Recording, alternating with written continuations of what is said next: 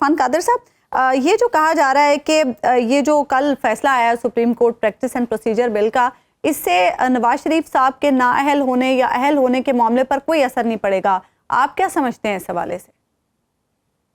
نہیں، وہ ایک تو یہ ٹھیک کہا ہے انہوں نے، یہ جو سابقہ لاء منسٹر اعظم نذیر طارق، کہ یہ جو سپریم کورٹ نے فیصلہ کیا تھا تاحیات نااہلی کا، تو آئین میں تو تاحیات نااہلی کا لکھا ہی نہیں ہوا۔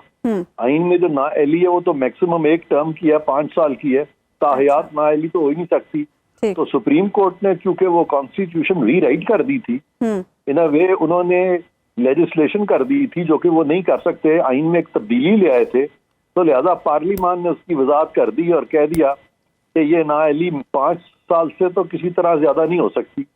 تو لہذا وہ 5 سال جو ہے میاں نواز شریف کو اگر وہ نااہلی 5 سال کی لگائیں آپ، تو 5 سال ان کے پورے ہو گئے ہیں، جہانگیر ترین صاحب کے بھی 5 سال پورے ہو گئے، تو وہ دونوں اب اہل ہیں کہ وہ الیکشن لڑ سکیں۔ جہاں تک الیکشن لڑنے کا تعلق ہے اس میں تو یہ اب رکاوٹ نہیں بنے گا، لیکن جو ایک رائٹ آف اپیل ان کو ملی تھی، جو ایک سٹگما اٹیچ تھا اس تاحیات نااہلی پہ کہ وہ بیٹے سے تنخواہ نہیں لی، وہ والی بات جو تھی، اور اس میں پھر جو پولیٹیکل انجینئرنگ کے اسپیکٹ سارے آئے تھے، تو وہ جو ججز کا فیصلہ 8-7 سے ہوا کہ ماضی کی جو فیصلے ہیں، ماضی کے فیصلوں کو آپ ٹچ نہیں کر سکتے، میرے نزدیک وہ فیصلہ بالکل غلط ہے۔ اس کے خلاف بھی ریویو آئے گا، اور ریویو میں مجھے پورا یقین ہے کہ وہ سیٹ اسائڈ ہو جائے گا، اور جیسے ہی سیٹ اسائڈ ہوگا تو پناما کیس جو ہے پورے کا پورا اپیل میں ری اوپن ہوگا۔ ویسے تو ریویو میں بھی ری اوپن ہو سکتا ہے، کیونکہ پریکٹس اینڈ پروسیجر ایکٹ کے واپس آنے سے اس دوران میں جو بینچز بنائے گئے تھے، جس کے تحت Supreme Court review of judgment and orders act کو ختم کیا گیا تھا، وہ جو ختم کیا گیا تھا اپنی مرضی کا بینچ بنا کے، وہ بھی فیصلہ نل اینڈ وائڈ ہو گیا، اور نواز شریف صاحب کو ایک میننگ فل ریویو کا بھی رستہ اب دے دیا ہے اس قانون نے۔ وہ ریویو بھی کر سکتے ہیں اس قانون کے تحت، بیکاز وہ بینچ جو ہے وہ انلیگلی کانسٹیٹیوٹڈ تھا، اب وہ کلیئر ہو گیا ہے پریکٹس اینڈ، کیونکہ پریکٹس اینڈ پروسیجر ایکٹ آ چکا تھا، اور اس کے باوجود یہ بینچ جو ہے انہوں نے اس کو سسپینڈ کر کے، تو وہ جو سابقہ چیف جسٹس نے اپنی مرضی کے ججز کو بٹھا کے ایک فیصلہ دیا تھا، وہ بھی ختم ہو جائے گا۔ لیکن عرفان قادر صاحب، یہ اب کیسے ہو سکے گا؟ کیونکہ جو شارٹ آرڈر سامنے آیا ہے اس میں تو ایسی کوئی بات نہیں ہے کہ جو سابقہ بینچز تھے وہ کالعدم قرار پائیں گے یا وہ اس لاء کے اگینسٹ قرار پائیں گے۔ یہ تو کیس ٹو کیس اب جب معاملے آئیں گے تو اس میں یہ کلیئر ہو جائے گا۔ دیکھیں نا، یہ جو قانون جو ہے یہ اپریل سے لاگو ہو گیا تھا، نافذ العمل ہو گیا تھا، اپریل 2023 سے یہ ایک رائج الوقت قانون بن چکا تھا، لہٰذا جتنے بھی بینچز کانسٹیٹیوٹ ہوئے ہیں وہ غیر قانونی طور پہ ہوئے ہیں، وہ ججز نے مس کانڈکٹ کیا ہے، ان کے خلاف سپریم جوڈیشل کاؤنسل کی بھی پروسیڈنگز ہونی چاہیے کہ انہوں نے سپریم کورٹ کو ہوسٹیج بنایا، انہوں نے پاکستان کی سیاست کو ہوسٹیج بنایا، انہوں نے پارلیمان کے ساتھ فرکشن کریٹ کی، جبکہ پارلیمان اس قانون بنا کے تو سپریم کورٹ کو مضبوط کرنا چاہ رہا تھا، وہ پارلیمان کو بھی گرا رہے تھے اور وہ سپریم کورٹ کو بھی گرا رہے تھے، وہ تو ایک قسم کا کو کر رہے تھے پاکستان میں۔ یہ بڑی سیریس چیز انہوں نے کی ہے۔ عرفان قادر صاحب، جس طرح آپ بات کریں اس سے تو نیا پنڈورا باکس کھل جائے گا۔ کوئی پنڈورا باکس نہیں کھلے گا، بالکل نہیں کھلے گا۔ یہ اجازت نہیں دی جا سکتی ہے یہ چیف جسٹس کو کہ اپنی مرضی کے یہ بینچز بنا کے تو 3-4 ہم خیال لوگوں کو ملا کے جو مرضی فیصلے دے دیں۔ یہ تو یوزرپیشن آف پاور ہے، یہ یوزرپرس تھے یہ جو ججز ہیں۔ چلیے، اچھا یہ تو معاملہ ہوا قانون کا، لیکن 21 اپریل کو اگر ہم اس کی تاریخ مان لیں کہ 21 اپریل کو یہ قانون کے طور پر وجود رکھتا تھا، تو الیکشن کا فیصلہ تو جو پنجاب میں الیکشن کا فیصلہ تھا وہ تو اس سے پہلے تھا، تو پھر اس کا مطلب ہے جو پہلے والا فیصلہ ہے اس پر عمل درآمد نہ کرنے کی وجہ سے تو شہباز شریف صاحب یا اسحاق ڈار صاحب یا کسی اور کے خلاف تو باقاعدہ طور پر توہین عدالت کی کارروائی کی جا سکتی ہے۔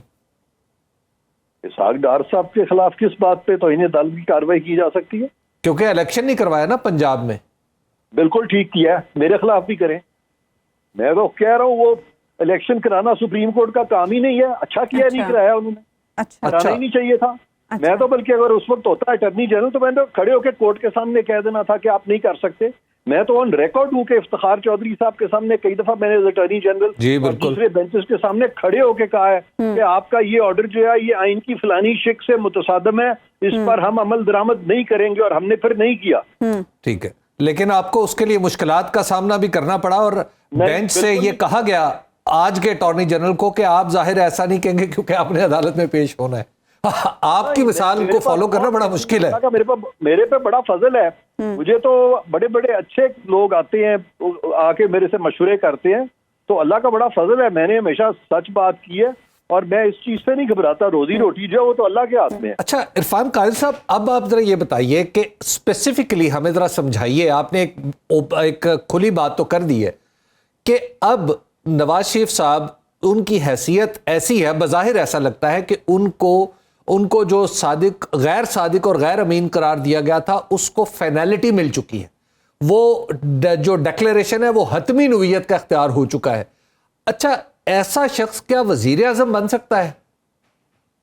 بالکل بن سکتا ہے. یہی تو ہے کہ وہ جو نا اہلی جو تھوڑی دیر کے لیے اگر مان بھی لے کہ سپریم کورٹ کر سکتی تھی تو اس کی مدت 5 سال ہے, تو کیوں نہیں وزیر اعظم بن سکتا؟ یہی تو قانون ہے جو پارلیمان کا آیا ہے جس میں وضاحت کی گئی ہے. دوسری بات یہ ہے کہ یہ جو آرڈر تھا ویسے بھی وائڈ اب انیشیو تھا, اس لیے وائڈ اب انیشیو تھا کہ کسی پارلیمنٹیرین کو نااہل قرار دینا سپریم کورٹ کا کام ہی نہیں ہے. سپریم کورٹ نہیں یہ کر سکتی. اس کا طریقہ کار تو یہ ہے کہ قومی اسمبلی کے جو اسپیکر ہیں وہ معاملہ بھیجیں گے الیکشن کمیشن کو, اور الیکشن کمیشن نااہل کر سکتی ہے. آرٹیکل 62 63 پڑھ کے دیکھ لیں آپ. یہ سپریم کورٹ کیسے کر سکتی ہے؟ انہوں نے اتنے وزیر اعظم نکال دیے, اتنے پارلیمنٹیرینز نکال دیے. یہ سارے فیصلے غلط ہیں اور کانسٹیٹیوشن کے خلاف ہیں.